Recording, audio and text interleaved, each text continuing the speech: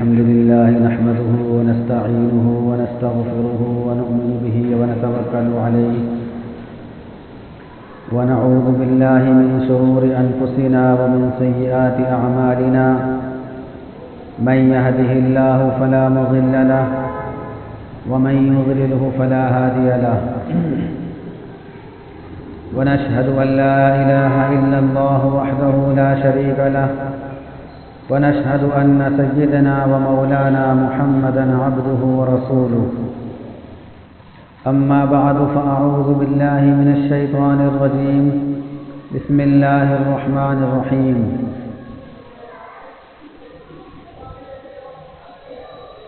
حاميم والكتاب المبين إنا أنزلناه في ليلة مباركة إنا كنا منذرين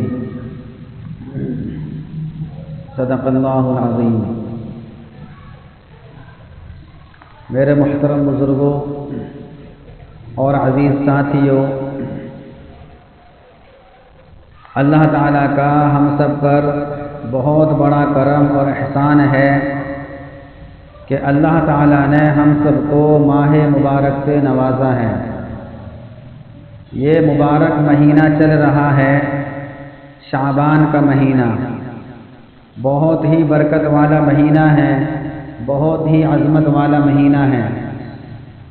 اللہ کے نبی صلی اللہ علیہ وسلم اس مہینے میں رمضان کے بعد سب سے زیادہ روزہ رکھا کرتے تھے۔ اس سے پہلے ہفتے بھی کچھ باتیں آئی تھیں اور اس ہفتے بھی انشاءاللہ کچھ باتیں بتائی جائیں گی، کیونکہ اس مہینے میں جو ایک رات ہے جس کو ہم شب برات کے نام سے یاد کرتے ہیں، یہ رات عن قریب ہی آ رہی ہے اور یہ رات بہت فضیلت والی ہے۔ یہ رات عبادت کی رات ہے۔ شب برات کے معنی آتے ہیں مغفرت کی رات، گناہوں سے براءت کی رات۔ براءت کے معنی آتے ہیں بری ہونا، بری کرنا، یعنی اللہ تعالیٰ سے اپنے گناہوں کو معاف کرانا ہے۔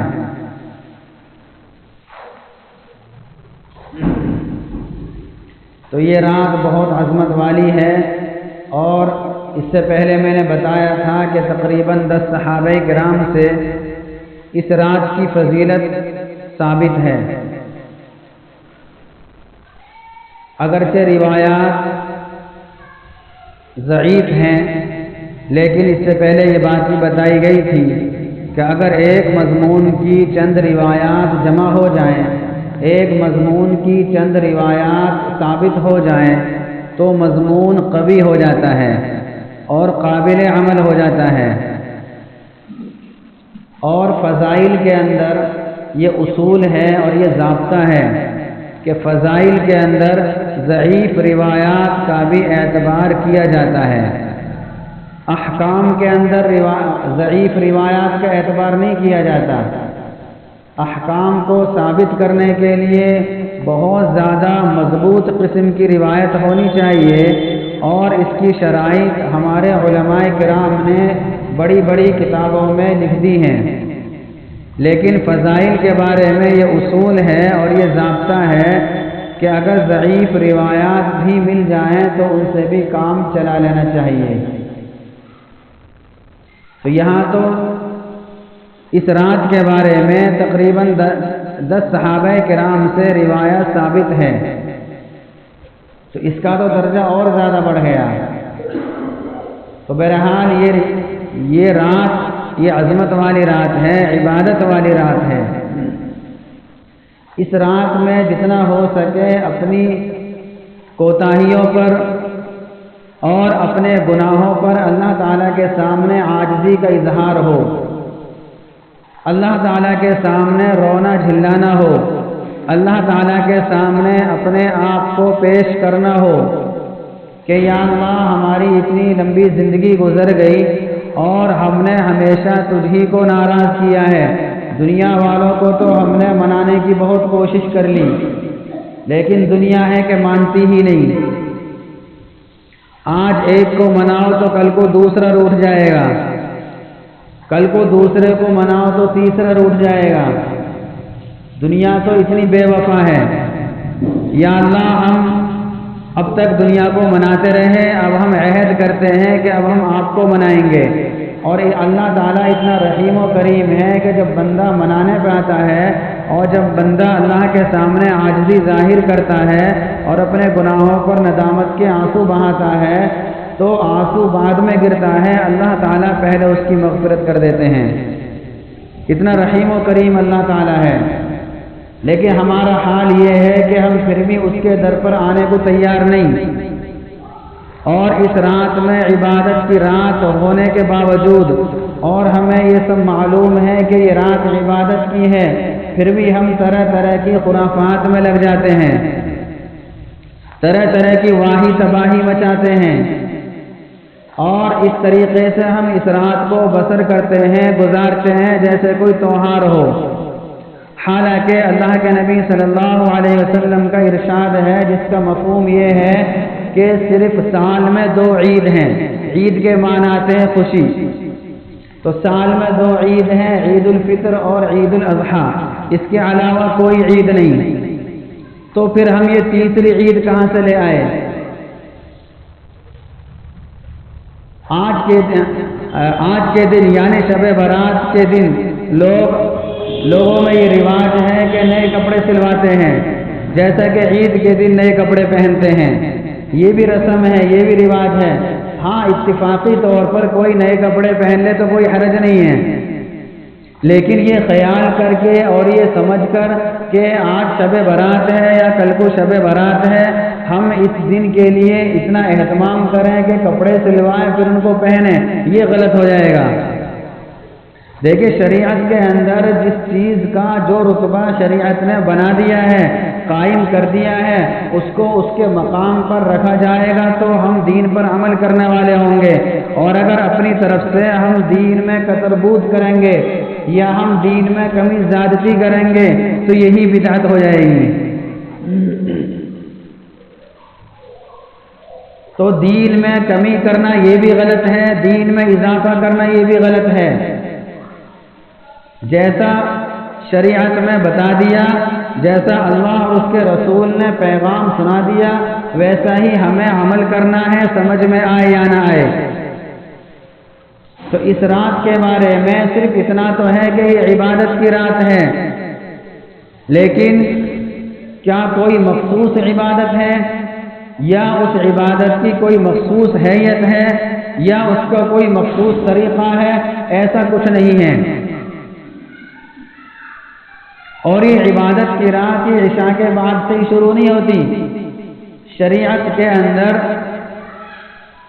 ابتدا جو ہوتی ہے رات کی وہ غروب آفتاب سے وقت شروع ہو جاتا ہے۔ یہی وجہ ہے کہ جب ہمیں رمضان کی اطلاع ہوتی ہے یا عید کی اطلاع ہوتی ہے یا چاند کے کسی مہینے کی اطلاع ہوتی ہے وہ مغرب کے بعد میں ہو جاتی ہے، تو مغرب کے بعد سے صبح صادق تک، طلوع فجر تک یہ وقت رہتا ہے عبادت کا۔ مغرب کے بعد سے ہی اپنے آپ کو عبادات میں مشغول کر لینا چاہیے۔ عبادات میں کیا کیا ہے؟ عبادات میں نماز بھی ہے، تلاوت بھی ہے، ذکر بھی ہے، اسی طریقے سے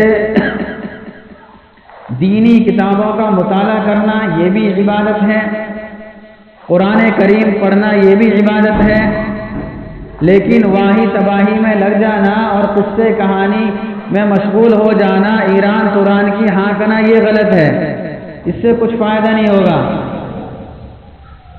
ایسا ہی ہوتا ہے کہ رات سمجھتے ہیں کہ یہ رات جاگنے کی ہے، اب جاگنے کا طریقہ یہ اپنایا جاتا ہے کہ 2-4 مل کر بیٹھ جاتے ہیں اور ادھر ادھر کی باتیں شروع ہو جاتی ہیں اور صبح صادق ہو جاتی ہے، اور سمجھتے ہیں کہ ہم نے بہت اچھا کام کر لیا، تھوڑی سی تلاوت بھی کر لی، 2-4 رکعتیں پڑھ لی۔ اور اگر ان سے کوئی کہتا ہے کہ یہ غلط کام ہے تو جواب ملتا ہے کہ جناب نیند آ رہی تھی، نیند کو بھگا رہے تھے۔ تو نیند کو بھگانے کے لیے شریعت کے خلاف طریقہ اختیار نہیں کرنا چاہیے۔ اتنا ہے کہ یہ عبادت کی رات ہے، 2 رکعت پڑھنے کی اللہ تعالیٰ توفیق دے رہے ہیں تو 2 رکعت پڑھیں، 4 کی توفیق مل رہی ہے تو 4 پڑھیں، نیند آ رہی ہے تو سو جاؤ۔ یہ نہیں کہا کہ نیند آ رہی ہے پھر بھی رات بھر جاگو۔ اسی طریقے سے اس موقع پر طرح طرح کے پرچے بانٹے جاتے ہیں اور ان میں مخصوص قسم کی نمازوں کا اور مخصوص قسم کے وظائف کا ذکر ملتا ہے جس کی کوئی سند نہیں ہے کہ 2 رکعت اس طریقے سے پڑھ لو، 4 رکعت اس طریقے سے پڑھ لو کہ ہر رکعت میں بلا سورت اتنی مرتبہ پڑھو تو یہ ہو جائے گا، یہ مل جائے گا، پوری زندگی کے گناہ معاف ہو جائیں گے۔ یہ تو عقل میں بھی آنے والی بات نہیں کہ ایک آدمی گناہ کر رہا ہے، اللہ کو ناراض کر رہا ہے اور لوگوں کو ستا رہا ہے اور 2 رکعت پڑھ لے سارے گناہ کیسے معاف ہو جائیں گے جبکہ اس نے معافی بھی نہیں مانگی ہے۔ اللہ کو ناراض کر رہا ہے اور مخلوق خدا کو ستا رہا ہے اور پھر 2 رکعت سے سارے گناہ دھل گئے، پھر گناہوں میں لگ گیا، ایسے کیسے ہو سکتا ہے؟ لباس بھی شریعت کے خلاف ہے، وضع قطع بھی شریعت کے خلاف ہے، لوگوں کو ستانے کے در پہ لگا ہوا ہے، تکبر بھی اس کے اندر ہے، دوسرے عیب بھی اس کے اندر ہے اور یہ 2 رکعت پڑھ کے یہ مطمئن ہو رہا ہے۔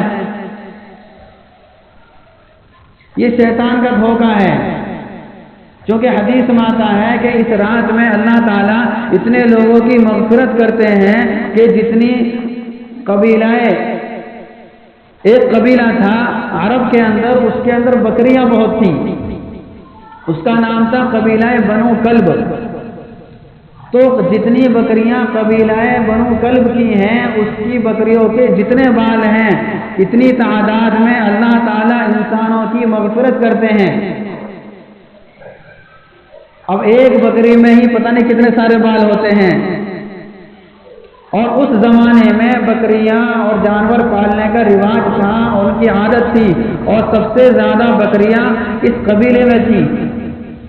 اب شیطان نے یہ سوچا اور یہ خیال کیا کہ اگر اتنے سارے لوگوں کی مغفرت ہوگی تو میری تو محنت بیکار ہو جائے گی، رائگاں ہو جائے گی۔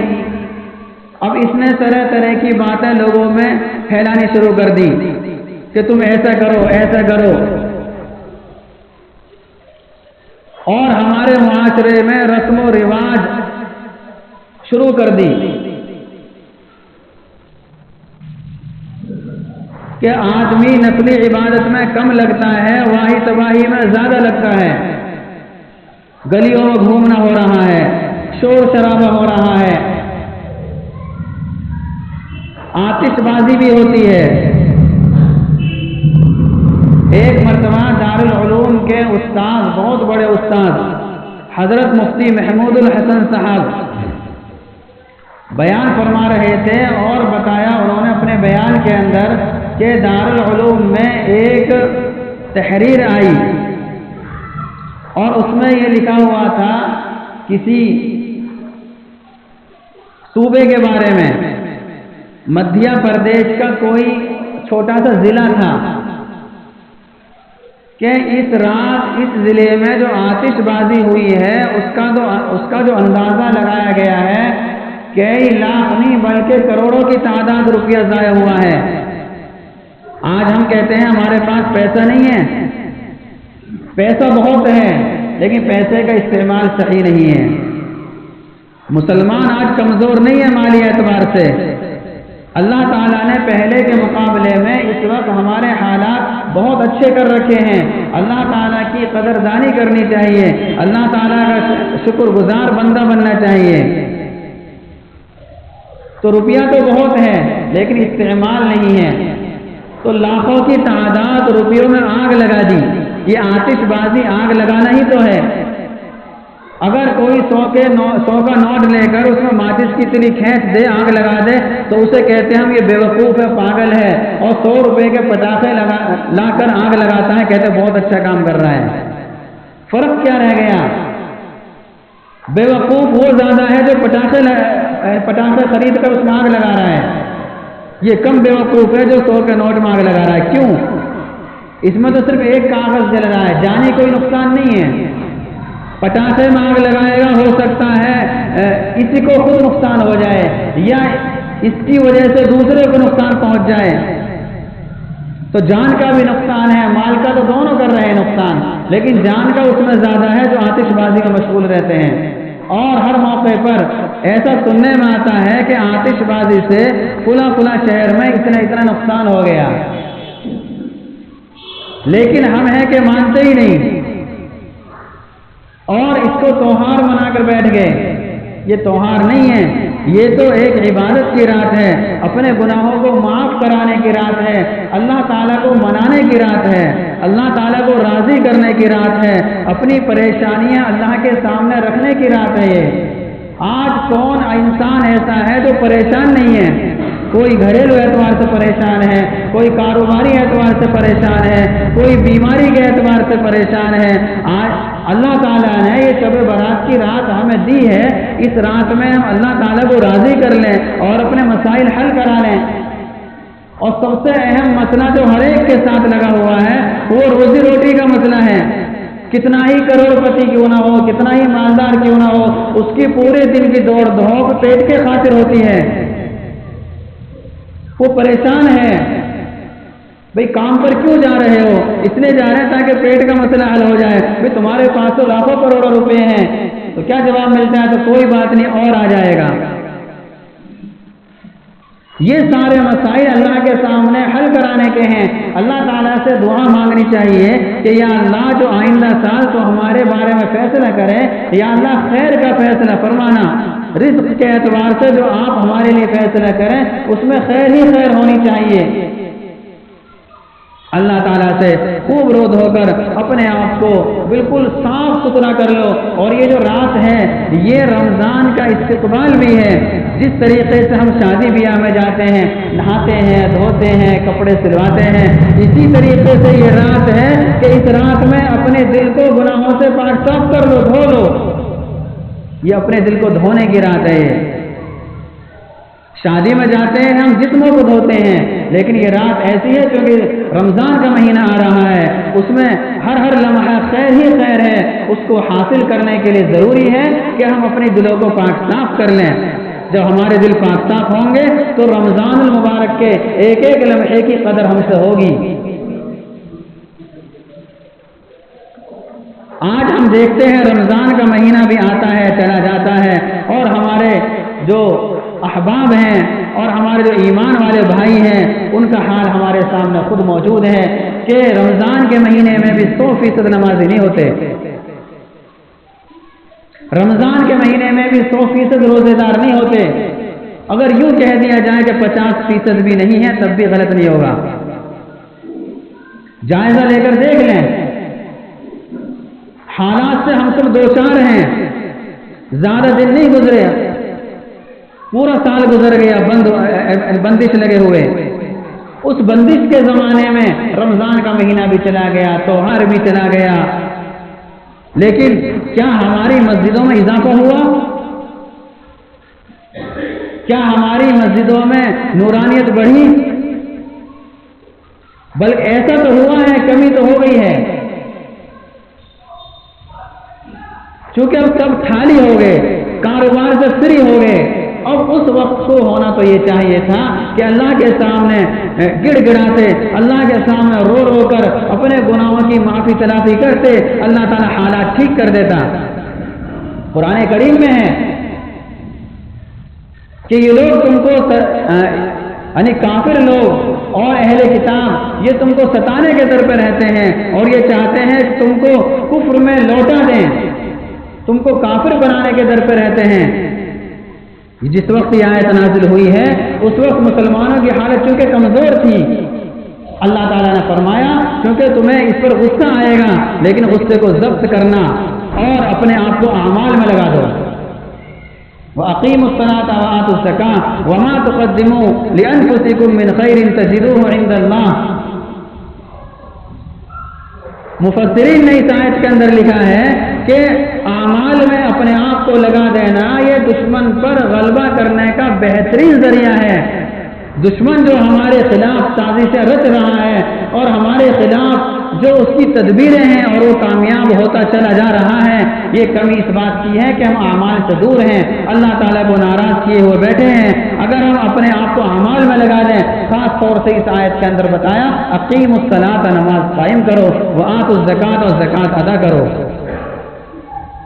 کہ اگر ہم ان دونوں کام میں اپنے آپ کو مشغول کر دیں گے، جو صاحب نصاب ہیں وہ مال کا پورا حساب لگا کر اللہ کے راستے میں اپنے مال کو قربان کریں گے اور اسی طریقے سے نماز کا اہتمام کریں گے، تو دوسروں کی تدبیریں ہمارے خلاف نہیں چل سکتی۔ آج ہمارے خلاف تدبیریں چل رہی ہیں اور ہمارا طبقہ کہتا ہے کہ ہم مسلمان بھی ہیں، اللہ کا نام بھی لینے والے ہیں، پھر ہم کیوں پریشان ہیں؟ ارے پریشان کیوں نہیں ہوں گے جب ہم نے خالق کائنات کی شان میں اور اس کے احکام کی ہم نے خلاف ورزی کرنے میں کوئی دریغ نہیں کیا اور ہم نے کوئی لمحہ نہیں چھوڑا اس کو ناراض کرنے میں، تو کیا ہم پریشان بھی نہیں ہوں گے؟